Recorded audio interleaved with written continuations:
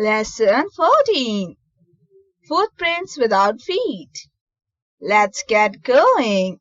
Write the names of two scientists and their inventions. Read to understand. In this story, a scientist becomes invisible, but circumstances make him a homeless wanderer without clothes and money. Read on to find out about his plight. The two boys started in surprise at the fresh muddy imprints of a pair of bare feet. What was a barefoot man doing on the steps of a house in the middle of London? And where was the man? As they gazed, a remarkable sign met their eyes. A fresh foot mark appeared from nowhere. Further footprints followed, one after another, descending the steps and progressing down the street. The boys followed, fantasized, until the muddy impressions became fainter and fainter, and at last disappeared altogether. The explanation of the mystery was very simple. The bewildered boys had been following a scientist who had just discovered how to make the human body transparent. Griffin, the scientist, had carried out experiment after experiment to prove the human body could become invisible. Finally, he swallowed certain rare drugs, and his body became as transparent as a sheet of glass, though it also remained as solid as gas. Brilliant scientist though he was, his landlord did not like him and wanted him to vacate the house. In anger, Griffin set fire to the house. To get away without being seen, he had to remove his clothes. Thus it became a homeless wanderer, without clothes, without money, and quite invisible, until he happened to step in some mud and left footprint as he walked. He escaped easily enough from the boy who followed his footprints in London. But his adventures were by no means over. It was midwinter and the air was bitterly cold, and he could not do without clothes. Instead of walking about the streets, he decided to slip into a big departmental store for warmth. Closing time arrived, and as soon as the doors were shut, Griffin set about clothing himself first, and then feeding himself. He did not have to worry about the expense.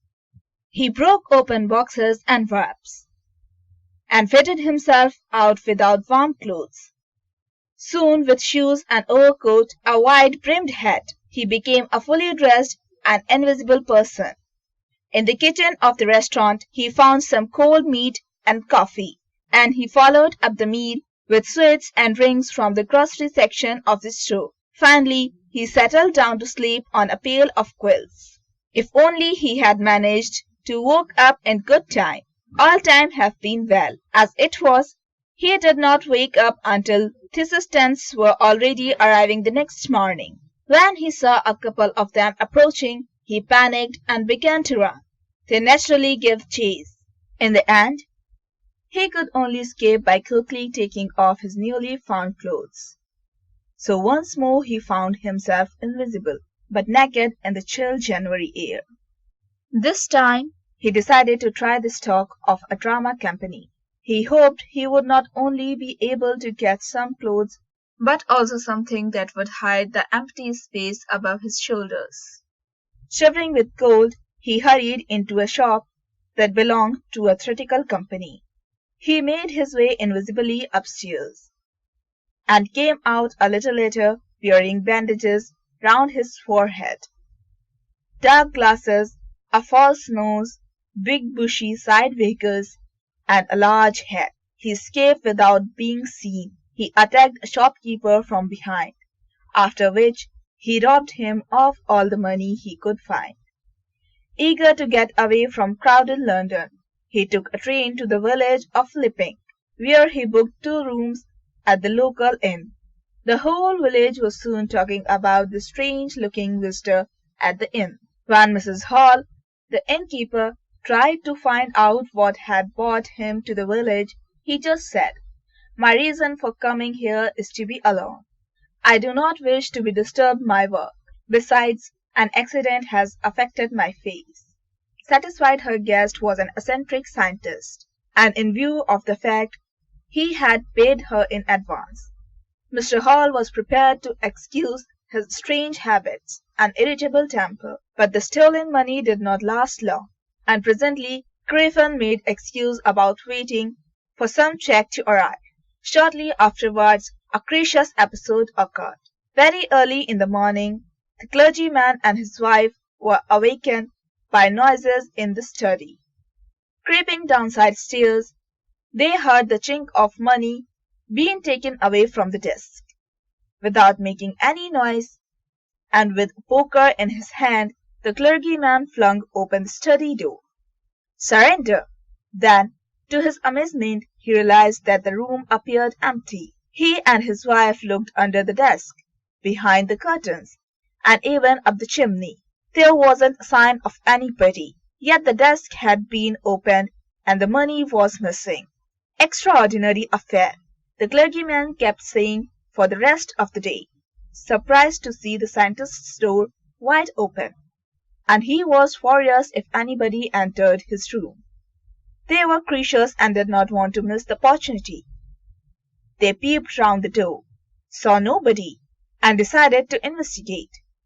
The bedclothes were cold, showing that the scientist must have been up for some time, and stranger still, the clothes and bandages that he always wore were laying about the room.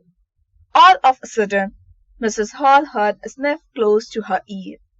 The hat on the bedspot leaped up and came flying into her face. Then the bedroom chair became alive. Springing into the chair, it changed straight at her legs. As she and her husband turned away in terror, the extraordinary chair pushed them both out of the room, and then appeared to slam and lock the door after them. When the neighbors heard about this, they were sure the trouble was caused by witchcraft. But when the news of the burglary at the clergyman's home became known, the strange scientist was strongly suspected of having had a hand in it. Suspicion grew ever stronger when he suddenly produced some ready cash, though he had admitted not so long ago that he had no money. The village constable was secretly caught. Instead of waiting for the constable, Mrs. Hall went to the scientist, who had somehow mysteriously appeared from his empty room. I want to know how it is you came from out an empty room, and how you entered a locked room. The scientist was always quick-tempered. Now he became furious. You don't understand who or what I am, he shouted. Very well, I'll show you. Suddenly, he threw off his bandages, whiskers, spectacles, and even his nose. It took him only a minute to do this. The hall of people gathered there found themselves staring at a headless man. Mr. Jeffers, the constable, now arrived and was quite surprised to find that he had to arrest a man without a hat. But Jeffers was not easily prevented for doing his duty. Then followed a remarkable sense, as the policeman tried to get hold of a man who was becoming more and more invisible, and who threw off one garment after another. Finally, a shirt went flying into the air, and the constable found himself struggling with someone he could not see at all. Some people tried to help him, but found themselves hit by balls that seemed to be come from nowhere.